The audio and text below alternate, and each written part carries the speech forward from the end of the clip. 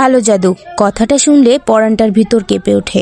আর শোনাবো কালো জাদু নিয়ে একটা ভয়ঙ্কর গল্প। আমি কালো জাদু করে আমার ভালোবাসার মানুষকে কাছে আনতে চেয়েছিলাম, কিন্তু তার পরিণতি ছিল খুবই ভয়ঙ্কর।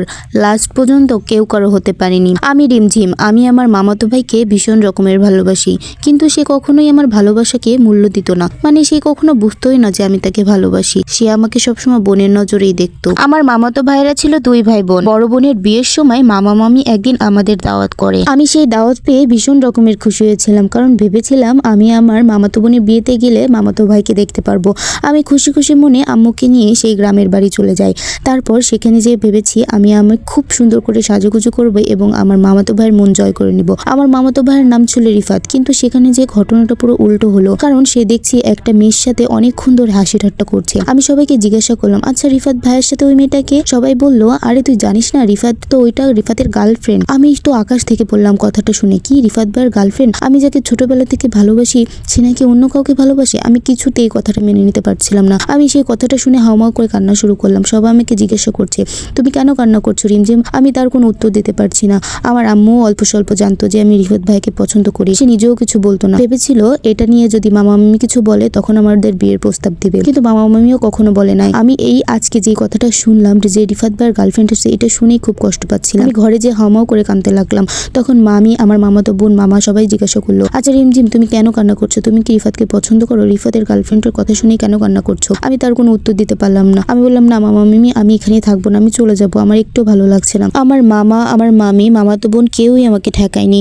যখন আমি গাড়িতে উঠতে যাচ্ছিলাম তখন রিফাত ভাই আমাকে পেছন থেকে ডাকলো যে রিমঝিম তুমি কেন চলে যাচ্ছ? আমি তখন কোনো উত্তর দিতে পারিনি।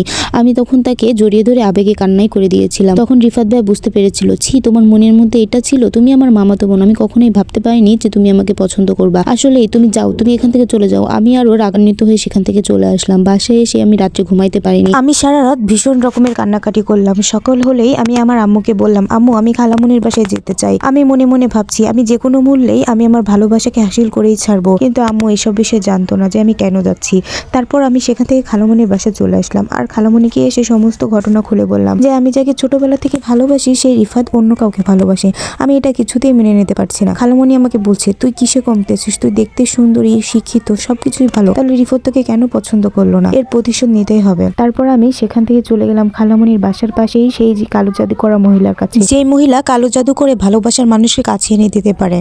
আমি সেই মহিলাকে যে বললাম, যে কোনো মূল্যে আমার ভালোবাসার মানুষকে আমাকে কাছে এনে দিন, যা চাবেন আমি তাই দিব। সে আমাকে বলল, এগুলো করতে চাচ্ছি, সেগুলো করলে কিন্তু পরবর্তীতে বিপদে পড়বি। আমি বললাম, আমি অত কিছু জানি না, আমি আমার ভালোবাসার মানুষকে কাছে পেতে চাই, সে যে কোনো মূল্যে। সেই মহিলা আমাকে বলল তার পরনের একটা জামা লাগবে, তারই জামা হতে হবে। আচ্ছা, এর পরবর্তী পার্ট 2 দেখতে চাইলে অবশ্যই আমার সাথেই থাকতে হবে। ভালোবাসার কালো জাদু পার্ট 2 দেখতে চাইলে অবশ্যই আমাকে কমেন্ট করে জানাতে হবে যারা আগ্রহী। আমাকে ইউটিউব থেকে দেখলে একটা সাবস্ক্রাইব আর লাইক কমেন্ট করতে ভুলবেন না, আর ফেসবুক থেকে দেখলে অবশ্যই ফলো দিয়ে দিবেন। ধন্যবাদ সবাইকে। Thanks for watching the video.